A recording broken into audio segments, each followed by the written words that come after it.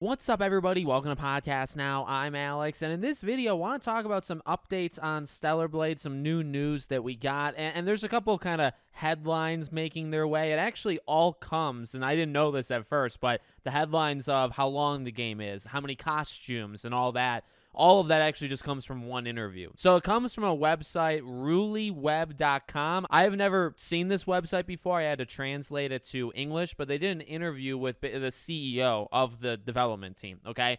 And we're going to go over just some of the stuff that kind of stands out to me. Again, if you've seen any headlines that seem kind of big on this game, chances are it comes from this. So the very first thing and the biggest thing that I want to talk about in this video is how long. How long is the game? And he says that you can expect to take 25 hours for the main story and 30 to 50 hours if you include all collection elements. And as the article goes, or as the interview goes, they talk about some of the side stuff, and it very much seems like the side stuff is connected to those like villagers. So when the villagers kind of ask for help, if you don't do it, you're going to actually be locked out of a lot of the side content in the game. If you do it, the village or the community, let's say, will grow, and then you'll have more side things you can do. And the collection thing, so they talk about 20 to 30 outfits, right? There's 20 to 30 outfits for Eve, and they're things that you find, from at least what I can tell in this article, they're things that you can find in the world. They are not, and I do find this slightly alarming that he even has to say this, but he says that it won't be paying for these. They're things that you can just find. So I wonder if they toyed around with maybe charging for outfits for Eve. The studio does have history in more kind of pay to play, kind of a mentality. So I really pray that none of that made it into this game. And it doesn't seem like it did, honestly, from everything that's being said and shown. So it doesn't seem like that's going to affect it much. They talk about the difficulty, and they talk about how it's like not Souls-like, but it's still difficult. Like, it is actually still hard.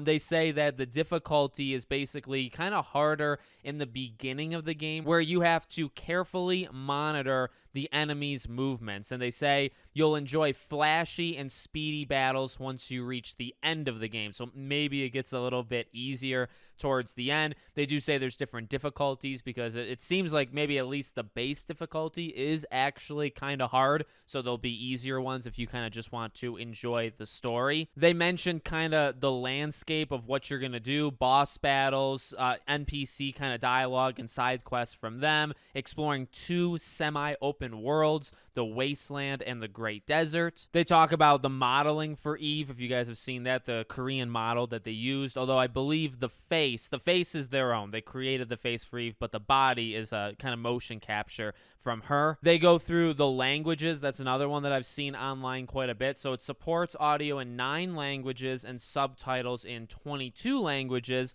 and users can freely choose to listen. But Japanese audio is limited to the Japanese region. They talk about haptic feedback, that's being used. They talk about the adaptive triggers, that's being used, and then using the touchpad to probably get to like the map or a menu or something like that. And then he is actually asked about future, like if he's planning for DLC or anything, and he says they're just focusing on the base game. It doesn't sound outrageous to think that there could be, more to it, but again, the answer pretty bluntly is just focusing on the main thing and seeing how well it sells. He kind of wants it to reach like international fame, right? Not just do well there. So there you go. I just want to add a quick little 2 cents on the length, just like a casual warning, I guess, if this is like the first of these kind of videos you watch from me. So normally developers exaggerate, not always, but most times I would say average is developers overestimate how long their game is. Now everybody's different. Everybody can,